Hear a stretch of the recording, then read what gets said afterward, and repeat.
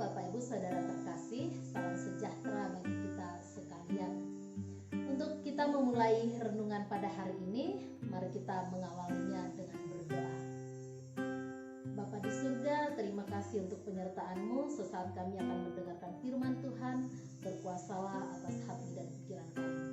Di dalam nama anak-Mu Yesus Kristus kami berdoa. Amin.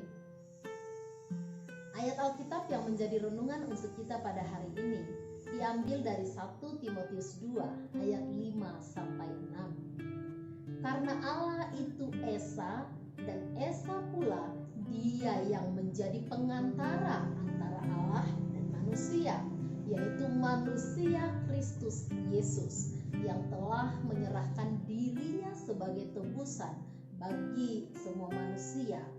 Itu kesaksian pada waktu yang ditentukan. Saudara terkasih, coba kita mengoreksi sejenak sikap kita ketika merespons WA atau status saudara kita yang meminta kita untuk mendoakannya.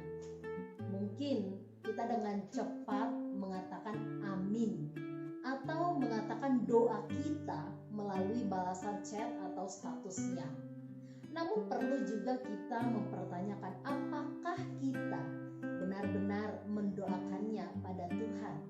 Apakah ketika kita membalas chatnya, membalas statusnya, kita benar-benar sedang membawakan dia di dalam doa kita kepada Tuhan. Banyak di antara kita yang bisa berdoa dengan begitu khusyuk dan teduh ketika mendoakan dirinya, rencananya, pekerjaannya, atau ketika mendoakan kakak adiknya, anak-anaknya, orang tuanya. Namun sulit untuk memberikan waktu dan hatinya untuk mendoakan orang lain. Sepertinya tidak sepenuh hati untuk mendoakannya, atau rasa-rasanya dia tidak memiliki waktu untuk itu. Dalam renungan kita hari ini, firman Tuhan mengingatkan kita untuk memberikan kepedulian kita kepada orang lain melalui kesediaan kita untuk mendoakan mereka. Mendoakan orang lain artinya memberikan kepedulian kepada mereka, menginginkan yang terbaik datang, terjadi kepada mereka, mengupayakan permohonan yang baik terjadi di dalam kehidupan mereka. Lalu pertanyaannya, mengapa kita harus mendoakan orang lain? Karena Allah itu adalah Esa, dan perantara manusia dengan Allah yaitu Kristus juga adalah Esa. Artinya Allah itu satu. Kristus yang menyerahkan dirinya di kayu salib untuk semua manusia, bukan hanya untuk diri kita, anak kita, keluarga kita, tetapi untuk semua umat manusia.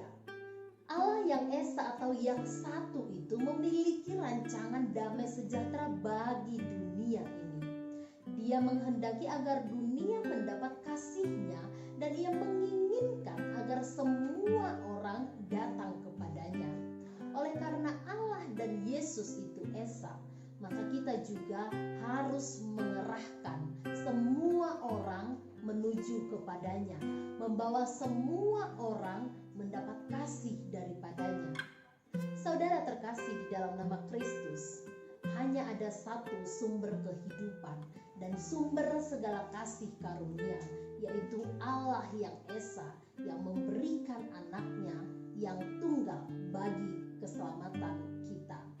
Allah yang merancangkan damai sejahtera bagi manusia, jadilah sebagai orang yang turut bagian dalam rancangan Allah yang ditujukan bagi dunia itu.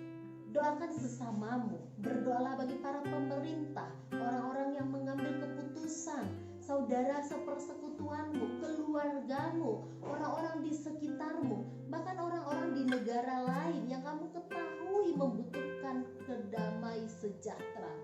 Bawa mereka semua kepada Tuhan di dalam iman kita. Kiranya dengan doa dan pengharapan kita, Tuhan menyatakan kasih-Nya bagi mereka, dan itu menjadi jalan kita menyatakan kerajaan Allah di antara sesama kita. Amin. Kita berdoa. Terima kasih kudus ya Allah untuk firman-Mu. Biarlah kiranya dalam doa-doa kami ini kami menyebutkan jemaat-jemaat Tuhan yang pada saat ini kami boleh berpisah oleh karena pelayanan kami di tempat ini, dan kiranya Bapa di surga Engkau yang melindungi mereka, Engkau juga yang melindungi setiap orang yang selalu ambil bagian dalam ibadah renungan ini, memberkati kehidupan mereka dan kehidupan anak-anaknya. Berkati ya Allah orang-orang yang pada saat ini mengalami peperangan, mengalami bencana, berikan kepada mereka kekuatan dan pulihkan keadaan mereka. Di dalam nama anak-Mu Yesus Kristus